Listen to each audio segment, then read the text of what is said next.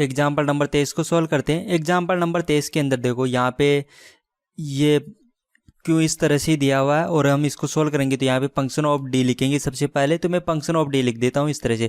Function of D होता है यहाँ पे वाई के साथ जो भी आता है वो होता है फंक्शन ऑफ डी। तो यहाँ पे फंक्शन ऑफ डी हो गया हमारे पास ये, इसका मैंने गुणनखंड कर दिया तो हमें ये मिल चुका है, ये हमारे पास फंक्शन ऑफ डी हो चुका है। अब इसको सोल्व करने के लिए हम सी एफ निकालेंगे। तो सी एफ निकालने के लिए हमें सहायक समीकरण की आवश्यकता होती है। तो मैं सबसे पहले सहायक समीकरण निकालता हूँ। सहायक समीकरण होती है function of M equal to zero. तो यहाँ पे देखो function of M equal to zero, तो यहाँ पे जहाँ पे डी है वहाँ पे मैं एम लिख दूँ और उसको जीरो के बराबर करूँ तो मुझे सहायक समीकरण मिलेगी। तो यहाँ पे डी था, यहाँ पे भी डी था, तो मैंने एम लिख दिया यहाँ पे, तो हो गया M X square plus 3m plus 2 equal to zero. ये हो गई हमारे पास सहायक समीकरण। ये सहायक समीकरण, या फिर हम यहाँ पे भी मान रख सकते हैं, या तो इसके गुणनखंड करें तो ये मिलेगा, या फिर डायरेक्ट हम यहाँ पे मान रख दें।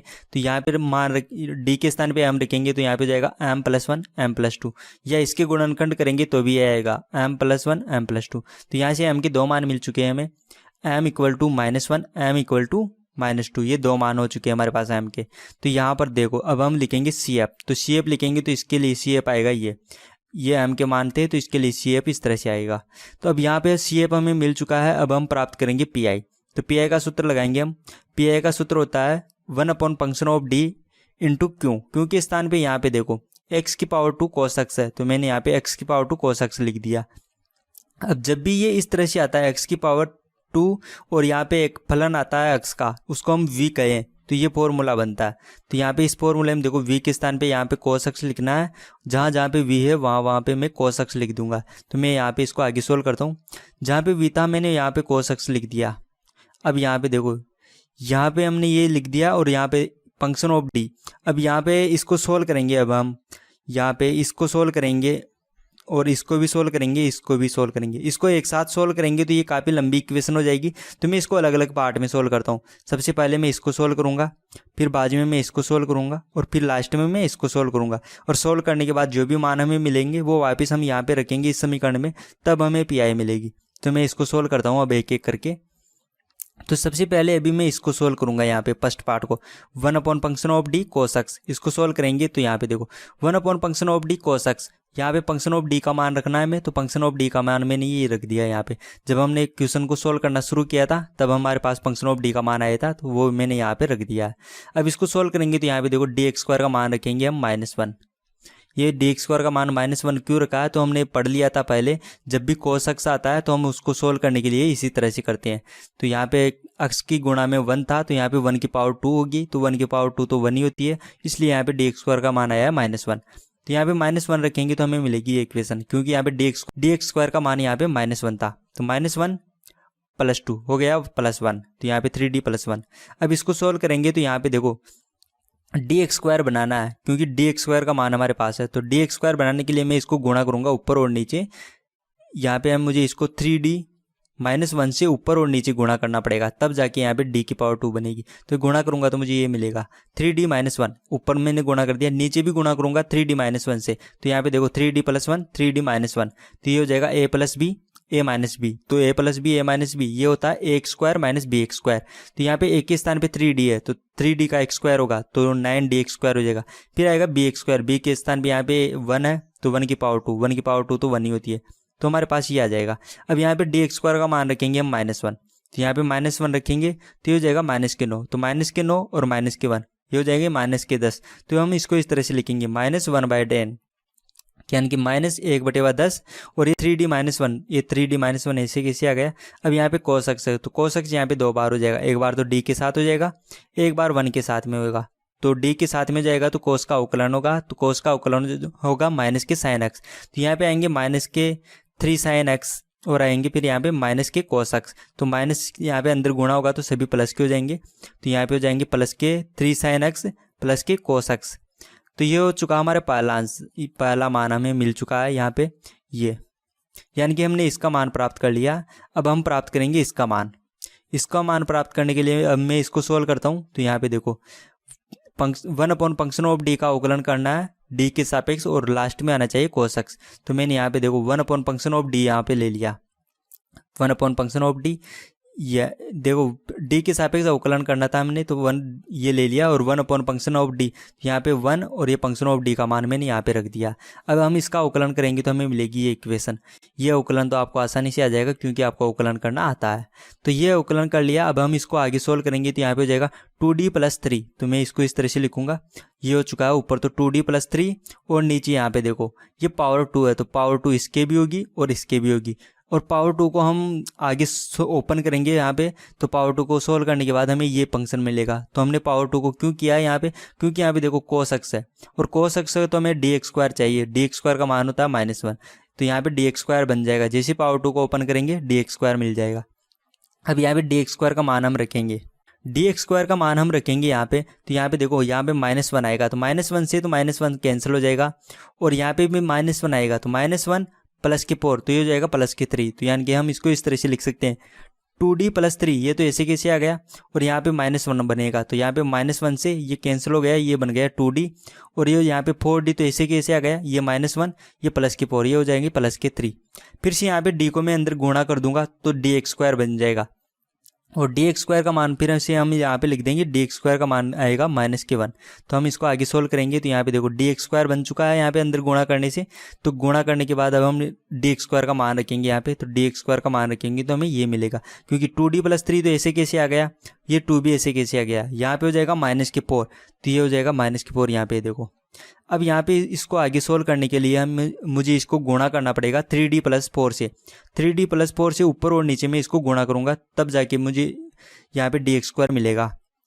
तो मैंने यहाँ पे देखो 3d + 4 से ऊपर गुणा कर दिया, नीचे भी मैंने इसको गुणा किया था 3d + 4 से। तो यहाँ पे देखो 3d + 4 इससे मैंने इसको गुणा किया, तो यहाँ पे देखो 3d, यहाँ पे इसको मैं a कहूँ तो a - b और यहाँ पे हो जाएगा a + b, b के स्थान पे 4 है, a के स्थान पे 3d है, तो इसका फॉर्मूला होता है हमारे पास ax² - bx²।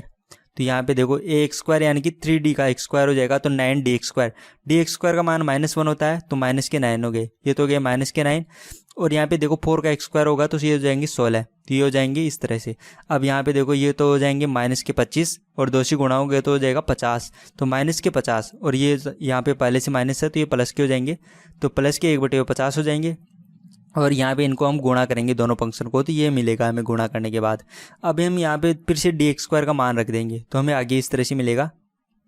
यहाँ पे dx² का मान हम आगे लिख देंगे, हमने इन दोनों को ऐड करके यहाँ पे लिख दिया तो ये 17d हो गए। तो अब हम dx² का मान रखें या आप यहाँ पे भी dx² का मान रख सकते हो, कोई फर्क नहीं पड़ने वाला। यहाँ पे dx² का मान रखूँगा तो ये हो जाएगा -6 और ये हो गए +12, तो ये हो जाएंगे यहाँ पे +6, तो ये हो जाएंगे इस तरह से 17d + 6। अब यहाँ पे देखो कोस दोनों के साथ में जाएगा, 17 के साथ भी जाएगा कोस और 6 के साथ भी रहेगा कोस, तो 17 के पास जाएगा तो यहाँ पे d है, तो d की वजह से कोस का अवकलन होगा तो हो जाएगा माइनस के साइन। तो यहाँ पे हमें इस तरह से मिलेगा -17/50 sin x और 6/50 cos x।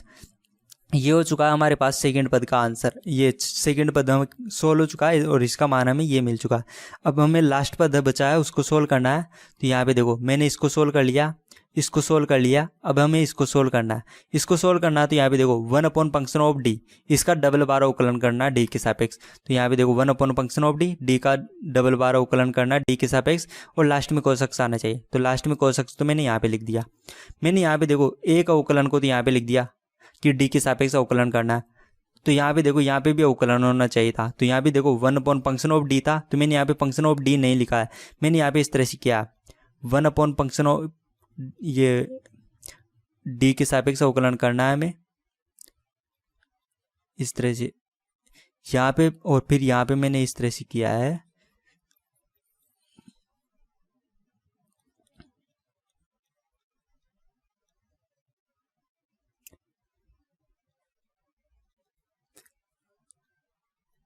इस तरह से किया है, एक बार का अवकलन मैंने अंदर कर दिया फिर से उसका अवकलन कर दिया तब जाके डबल अवकलन होगा। तो यहाँ पे देखो जब हमने सेकंड पद सोल्व किया था ये, तो यहाँ पे ये तो ये मान तो देखो यहाँ पे ये तो सेम है, तो यहाँ का जो मान आया था पहले मैंने उसको उठाकर डायरेक्ट यहाँ पर रख दिया और अब इसका अवकलन करेंगे तो हमें डबल मिलेगा। तो मैंने यहाँ पे इसको यहाँ पे रख दिया डायरेक्ट वो मान यहाँ पे जो मिला था और इसका अवकलन करेंगे अब हम आगे तो हमें ये पद मिलेंगे। तो यहाँ पे अब देखो यहाँ पे ये पद सेम है तो ये पावर कैंसिल हो जाएगी, 4 पावर है तो यहाँ पे 3 पावर रह जाएगी। तो मैं इसको इस तरह से लिख सकता हूँ। अभी हमारे पास 3 पावर रह चुकी है।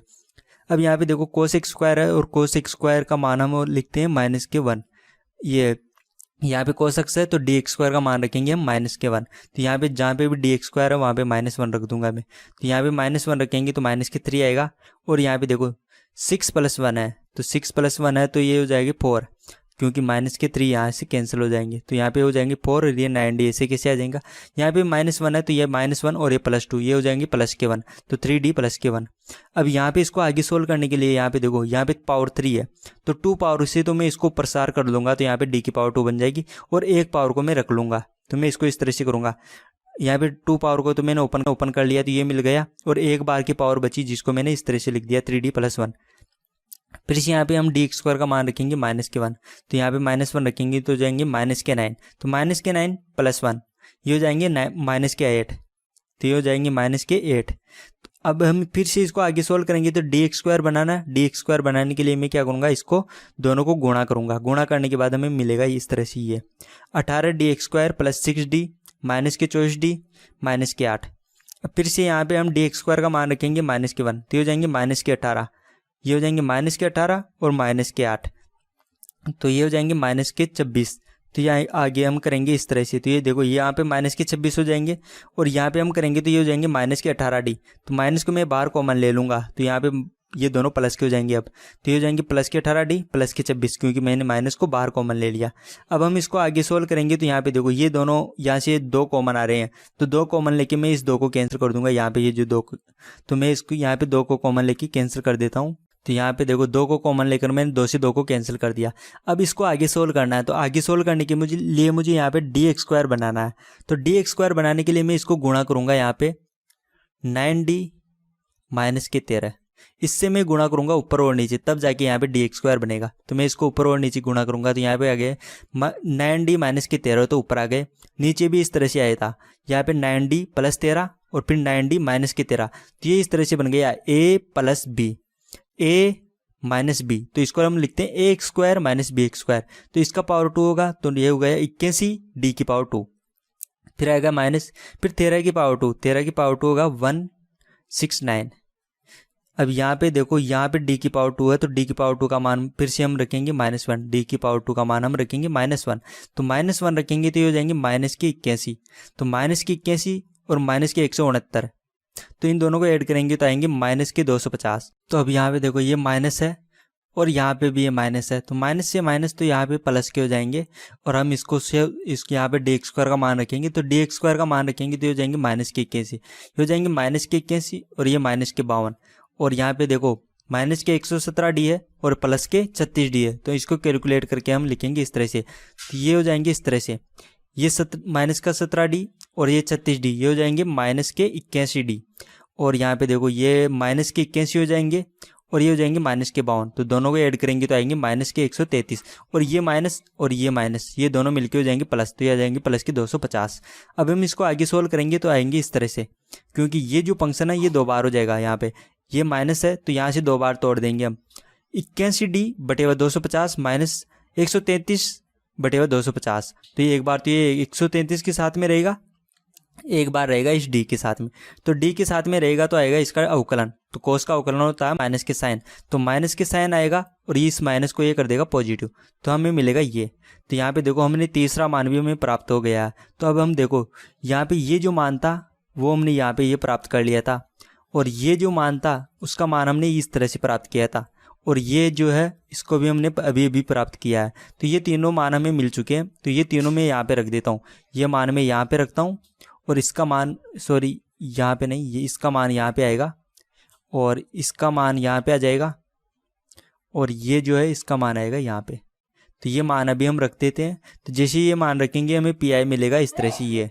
ये पी हमें मिल चुका है। अब पी का मान हमें मिल चुका है और हमें सी एफ पहले से मिल चुका था तो हम इसका हल लिख देंगे। अभी ये सी एफ हमने सबसे पहले प्राप्त किया था और अभी हमने ये पी प्राप्त कर लिया है और इसका व्यापकल होता है सी एफ + पी। तो y = CF + PI। तो हम सी एफ और पी को ऐड करके लिखेंगे तो ये मिलेगा हमें इस एग्जाम्पल नंबर 23 का आंसर।